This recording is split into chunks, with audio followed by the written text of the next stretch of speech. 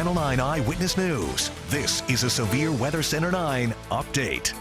Good afternoon. I'm meteorologist Jaclyn Shearer in Severe Weather Center 9 with another update on the severe weather and storms that we've been dealing with throughout the day. I want to show you right now what early warning Doppler 9 looks like at this point. Now, when we see green on Doppler 9, that's no problem because that means light rain. But we're not seeing much of that. We're seeing those yellows, oranges, and reds. That indicates heavy rainfall, and that's really what we've been seeing all throughout the past few hours, which of course you are likely very well aware of. Now, in some spots, we're seeing these very extreme rainfall rates here.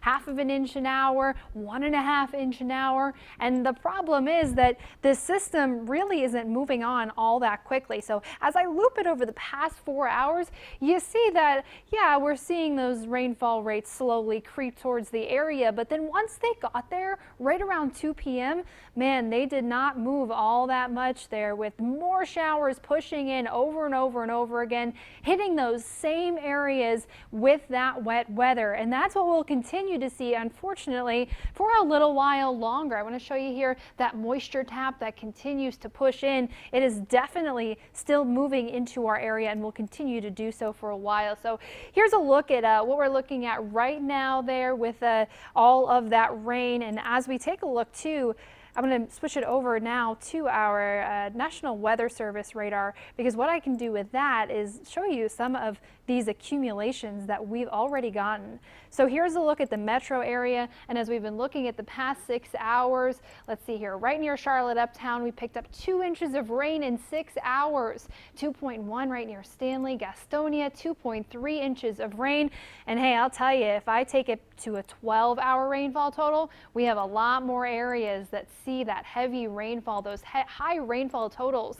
This is remarkable. This comes close to beating our record for the amount of February rainfall that we've ever seen. And there is a big impact of that here. As I zoom out and show you the rest of our area, I'll actually clear away all of these numbers, and I'll clear away the radar here, and I'll show you just in one moment as we look at some of these warnings.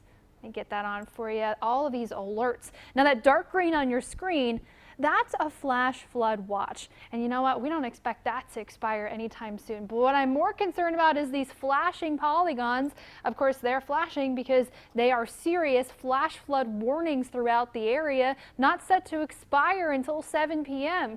And I'll tell you, on this map, it's hard to tell where one warning ends and another begins. Now, a lot of this is for those roadways, pulling up on roadways, pulling up on the sides of roads as well. But the other side of this is for those rivers, creeks, and streams, some of which we're not expecting to crest until Saturday morning. River forecasting is a delayed forecast because all of that water has to move downstream. So over here, I'm showing you right now, this is McMullen Creek here, and it's kind of hard to see where that roadway begins because of all of that flood water. So this is something very serious that you definitely want to be aware of. If you're traveling on any roadways tonight, remember, turn around, don't drown, pulling on roadways, especially near these rivers, creeks, and streams.